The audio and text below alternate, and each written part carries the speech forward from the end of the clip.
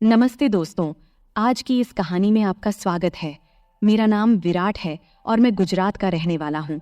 यह कहानी मेरी और मेरी मम्मी की है, जो एक सच्ची घटना पर आधारित है।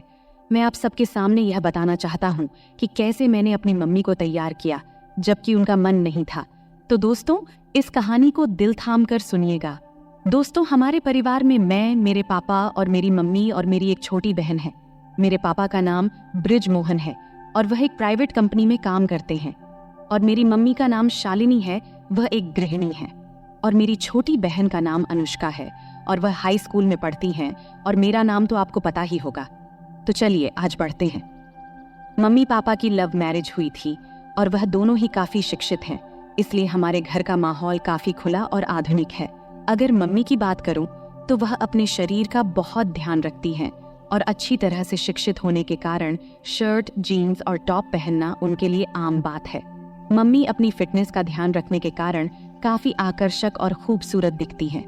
मैं घर में उनका इकलौता बेटा हूँ, इसलिए मुझे हमेशा बहुत प्यार मिला है और पापा मम्मी कभी मुझे नाराज नहीं करते हैं। जब भी समय मिलता है हम चारों मिलकर खुलकर बातें करते हैं। तो ये कहानी शुरू होती है जब मैं कॉलेज में था। मेरी परीक्षाएं खत्म हो चुकी थीं और गर्मियों की छुट्टियां चल रही थीं। उस समय मेरी बहन का भी छुट्टियां चल रही थीं। चूंकि मैं कभी रिश्तेदारों के यहाँ रहने नहीं गया था, इसलिए मैंने छुट्टियां घर पर ही छुट्टियां बिताने का फैसला किया। हालांकि मेरी बहन नानी के घर जाने की जिद करने लगी थी, इसलिए पापा ने उसे नानी के घर छोड़ आए। मुझे घर पर छुट्टियां बिताने में कोई परेशानी भी नहीं थी, क्योंकि मैं घर पर लैपटॉप में गेम खेलता और मोबाइल पर टाइम पास करता रहता था। एक दिन मैं लैपटॉप पर गेम खेल रहा था और उस समय घर की काम वाली बाई छुट्टी पर गई हुई थी, इसलिए मम्मी ही सारे काम कर रही थी। पापा सुबह ऑफिस चले गए थे और मम्मी घर के काम निपटा रही थी। उन्होंने उस दिन राजस्थानी ड्रेस पहना हुआ था और चूंकि वे घर पर ही थीं, इसलिए उन्होंने दुपट्टा नहीं लिया था। इस समय मम्मी मेरे कमरे में आई और झाड़ू लगाने लगी। मैं बेड पर बैठा गेम खेल रहा था। जैसे ही मम्मी कमरे में आई और झाड़ू लगाने लगी, मैंने उनकी ओर ध्यान देना शुरू किया। चूंकि उन्होंने दुपट्टा नहीं लिया था, कुछ चीजें साफ दिखाई दे रही थीं। अचानक मम्मी ने मेरी ओर देखा और बोली, उठ, मुझे बेडशीट ठीक करने दे और फिर अपना गेम खेलना। फिर मैं तुरंत दूसरी तरफ देखने का नाटक करने लगा और फिर उठकर बाथरूम में चला गया। बाथरूम में जाकर मैंने सोचा कि कहीं मम्मी ने मुझे देखते हुए देख तो नहीं लिया। उस समय मैं डर गया था, लेकिन मेरे मन में कई तरह के विचार चलने लगे थे। मैं समझ नहीं पा रहा था कि जो मैंने देखा और सोचा वह सही था या गलत। फिर मैं बेडरूम में वापस आकर बैठ गया, लेकिन अब मेरा ध्यान गेम खेलने में नहीं लग रहा था। बेडशीट ठीक करके मम्मी किचन में चली गई थी। तब मुझे राहत मिली कि मम्मी को कुछ शक नहीं हुआ। फिर मैंने अपना लैपटॉप बंद कर दिया और मोबाइल पर टाइम पास करने लगा। अचानक मुझे एक नोटिफिकेशन आया और मैंने उस पर क्लिक किया। वहां मुझे कई कहानियां दिखीं, जिनमें एक कहानी माँ और बेटे के बारे में थी। मैंने वह कहानी पढ़ी जिसमें बेटा अपनी माँ के साथ किस तरह आनंद मनाता है। वह कहानी पढ़कर मेरे मन में भी कुछ वैसा ही ख्याल आने लगा। तब मैं बाथरूम में जाकर अपनी मम्मी के बारे में सोचते हुए हाथ से कुछ किया। फिर बाहर आया तो देखा कि उधर मम्मी किचन में खाना बना रही थी और फिर मैं फ्रिज से पानी की बोतल निकालते हुए मम्मी को देख रहा था। वे मेरी तरफ पीठ करके खड़ी थीं और मैं उन्हें ध्यान से देख रहा था। उनका ध्यान खाना बनाने में था, इसलिए उन्हें पता नहीं चला कि मैं उन्हें किस तरह देख रहा हूँ। और तभी अचानक मम्मी पीछे मुड़ी और मेरी तरफ देखते हुए बोली, क्या रे विराट, क्या हुआ, क्या देख रहा है? मैं घबरा गया और स्थिति संभालते हुए बोला, कुछ नहीं मम्मी, मैं देख रहा था कि मेरी प्यारी मम्मी कितनी मेहनत करती है, सुबह से लेकर रात तक। यह सुनकर मम्मी को बहुत अच्छा लगा और उसने कहा, हाँ बेटा, कुछ सालों में तुम्हारी भी पत्नी आ जाएगी मेरी मदद करने के लिए। और मम्मी हंस पड़ी। इतना कहकर मैं अपने बेडरूम में चला गया और सोचा कि मम्मी को क्या पता कि मैं उसे ही देख रहा था और क्या सोच रहा था। इस तरह मम्मी को देखते देखते कुछ दिन निकल गए और तब मैंने सोचा कि सिर्फ देखने से कुछ नहीं होगा, कुछ प्लान बनाना पड़ेगा। ऐसा सोचते सोचते शाम हो गई और पापा ऑफिस से घर आ गए। उन्होंने कहा कि ऑफिस के काम के लिए मुझे 10 दिनों के लिए विदेश जाना पड़ेगा। यह सुनकर मैं मन ही मन बहुत खुश हुआ और मैंने सहमति में सिर हिला दिया। फिर 3 दिन बाद पापा जाने वाले थे और मैंने ठान लिया कि जो भी करना है इन 10 दिनों में ही करना है, नहीं तो फिर ऐसा मौका नहीं मिलेगा। अगले दिन मंगलवार था। पापा जाने वाले थे, इसलिए थोड़ी बहुत शॉपिंग करनी थी। मम्मी और पापा शॉपिंग के लिए निकलने वाले थे। तब मुझसे पूछा, तू आएगा? तो मैंने मना कर दिया और कहा, आप लोग जाओ, मैं गेम खेलूंगा। फिर वे दोनों चले गए और उनके जाते ही मैंने दरवाज़ा लॉक किया और उनके बेडरूम में गया। मैंने अलमारी खोलकर देखा कि क्या मुझे कोई आइडिया मिलता है। तभी मुझे एक युक्ति सूझी। मैंने और ढूंढने की कोशिश की तो मुझे मम्मी की लिपस्टिक और बॉडी स्प्रे मिला। ढूंढते हुए मुझे मम्मी के कई कपड़े मिले। उनमें एक ड्रेस मिला। मम्मी का वह वन पीस था, लाल रंग का। उसे देखकर मैंने सोचा, मम्मी इस ड्रेस में कैसी लगेगी। सोचते सोचते मैंने अलमारी में कपड़े ठीक ठाक से रख दिया। लेकिन बेडरूम में मम्मी की फोटो देखकर मुझे फिर से कुछ अजीब महसूस हुआ। अब मैंने मन में ठान लिया था कि मम्मी के नाम पर कुछ भी नहीं होने वाला। अब कुछ करना ही पड़ेगा, तभी मैं शांत हो पाऊंगा। सब कुछ ठीक से समेटकर मैं हॉल में आकर टीवी देखने लगा। तभी मम्मी और पापा वापस आ गए और बैठ गए।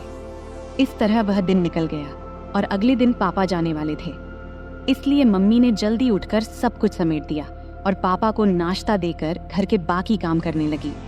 सुबह के 8 बजे पापा हमें बाय बोलकर चले गए और मम्मी भी घर के कामों में लग गई। पापा का बाहर कंपनी के काम से जाना हमारे लिए कोई नई बात नहीं थी। मम्मी जल्दी उठने और पापा को संभालने के चक्कर में नहाने नहीं गई थी। पापा के जाने के बाद सुबह 9 बजे मम्मी नहाने चली गई और मैं हॉल में टीवी देख रहा था। अचानक मम्मी की आवाज आई, विराट तौलिया दे दो। मैं बाहर ही भूल आई। मैं तुरंत तौलिया लेकर गया। मम्मी ने दरवाजा थोड़ा सा खोला और तौलिया लेने के लिए हाथ बढ़ाया। जब मम्मी ने तौलिया के लिए हाथ बढ़ाया तो मैंने देखा कि मम्मी के बाल पूरी तरह भीगे हुए थे।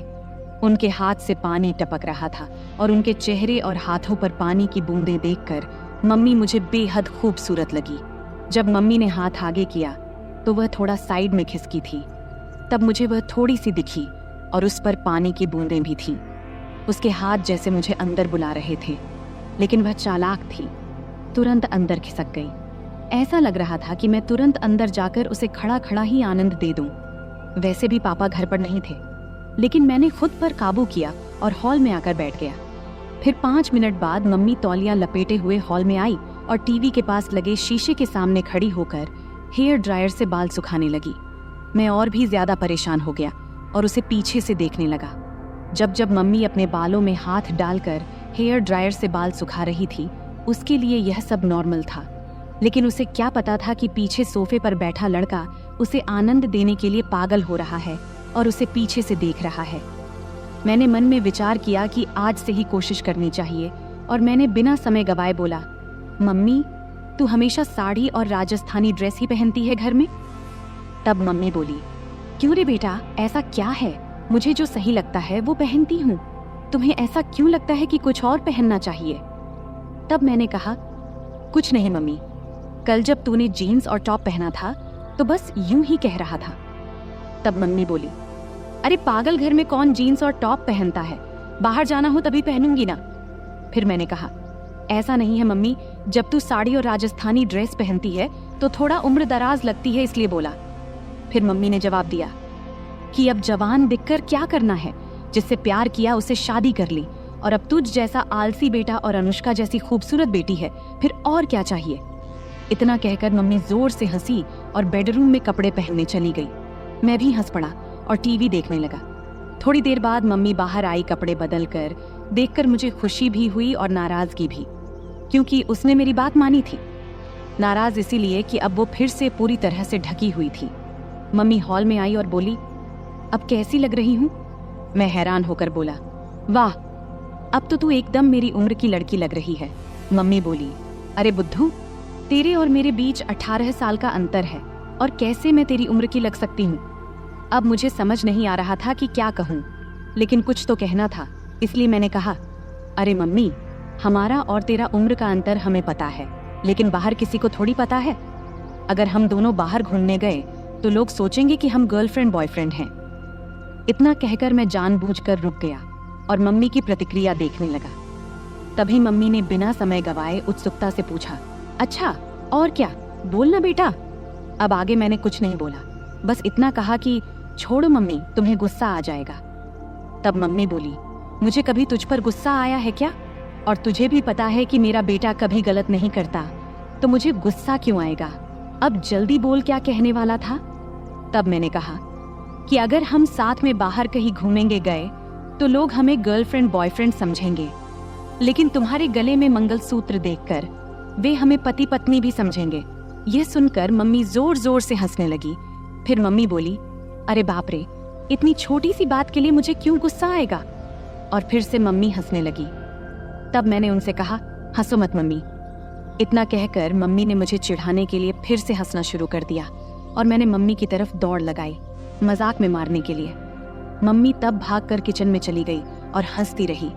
फिर मैं हॉल में बैठकर सोचने लगा कि चलो, शुरुआत तो हो गई है, लेकिन अभी बहुत काम बाकी है और वो भी उतना ही मुश्किल।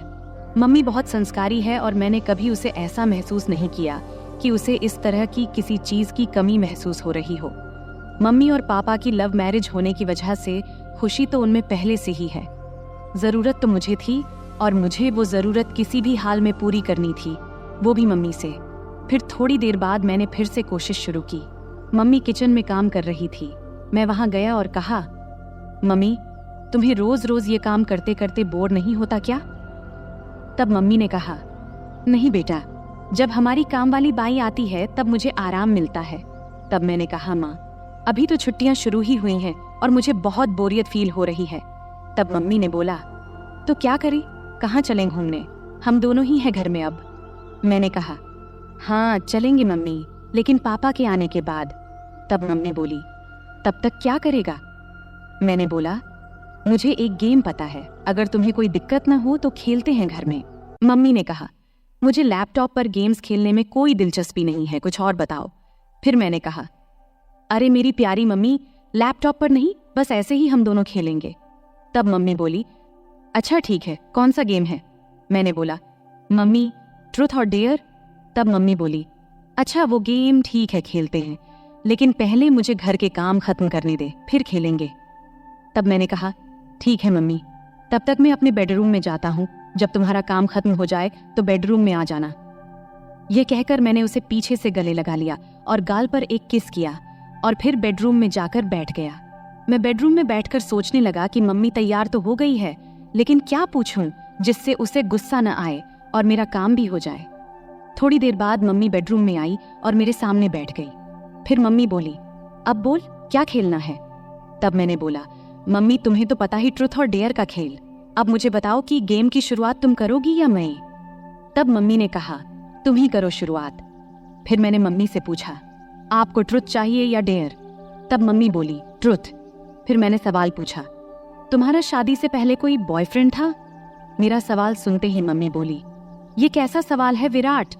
तब मैंने कहा, यही मेरा सवाल है और आपने ही तो ट्रुथ चुना है, तो अब बताओ।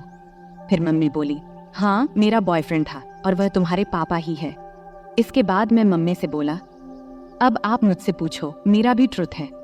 तब मम्मी ने थोड़ा सोचा और फिर मुझसे सवाल पूछा। मम्मी बोली, तुम्हारी कोई गर्लफ्रेंड है?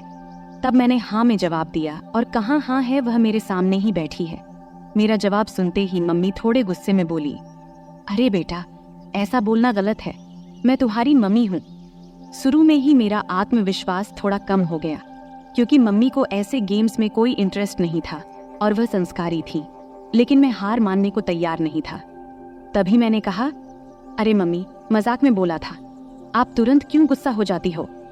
तब मम्मी प्यार भरी मुस्कान के साथ हंस पड़ी और सिर हिला दिया। इसके बाद फिर मैं मम्मी से पूछा, अब आपको क्या चाहिए, ट्रुथ या डेयर?